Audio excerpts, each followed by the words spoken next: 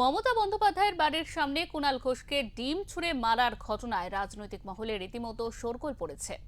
এই ঘটনায় সরাসরি বিজেপির বিরুদ্ধে তোপ দেখেছেন তৃণমূল সাংসদ কুণাল ঘোষ এবং সেখানে কল্যাণ বন্দ্যোপাধ্যায়ও তোপ দেখেছেন। যে ডিম ছুঁড়েছিল তার পরিচয় জানা গিয়েছে। হামলাকারীর বিরুদ্ধে থানায় ডায়েরি করেছেন বেলেঘাটার বিধায়ক কুণাল ঘোষ।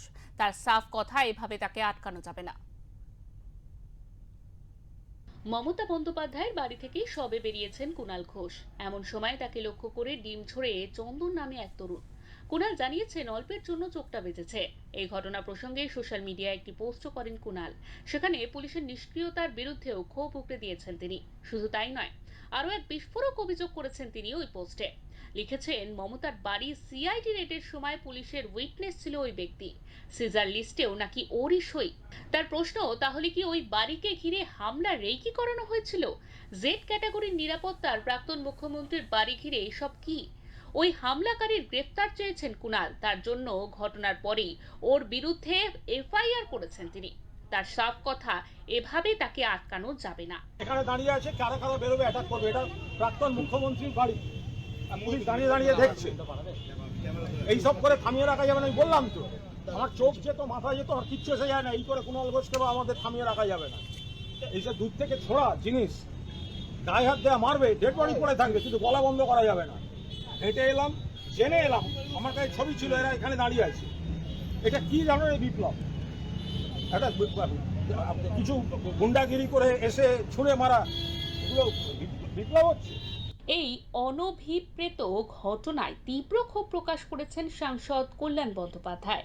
বিজেপির কয়েকটা গুন্ডা তারা ডিম ছুঁড়ে মেরেছে এবং অনেক সাংবাদিকদের সামনেই মেরেছে বলে, ও যেমন প্রেস কনফারেন্স করছিল।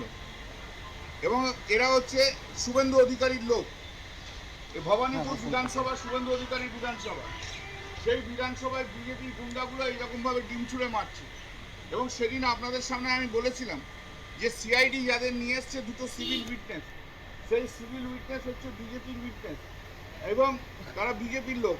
এবং ওই যারা ডিম ছুঁড়েছে তাদের মধ্যে এই ছেলেটি, যার ছবি তুলে রেখেছি দেখুন, এই ছেলেটি ডিম ছুঁড়েছে, যাকে সিআইডি ইন্টেলিজেন্স দিচ্ছে, সিআইডি যাকে নিয়ে এসেছিল।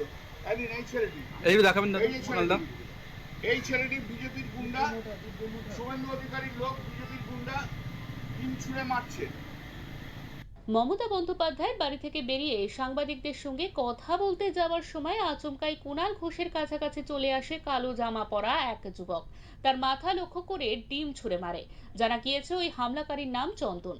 সাংবাদিকদের প্রশ্নের উত্তরে সে জানিয়েছে তার বাড়ি কালীঘাট এলাকায়। এই হামলার জন্য যে তার বিন্দুমাত্র অনুতাপ নেই তাও স্পষ্ট করে দিয়েছেন চন্দন। কিছুদিন আগেও যে এলাকা হাই প্রোফাইল নিরাপত্তা বলয়ে মোড়া থাকতো, সেখানে এমন ঘটনায় স্বাভাবিকভাবেই তীব্র চাঞ্চল্য ছড়িয়েছে রাজনৈতিক মহলে। ব্যুরো রিপোর্ট, ওঙ্কার বাংলা।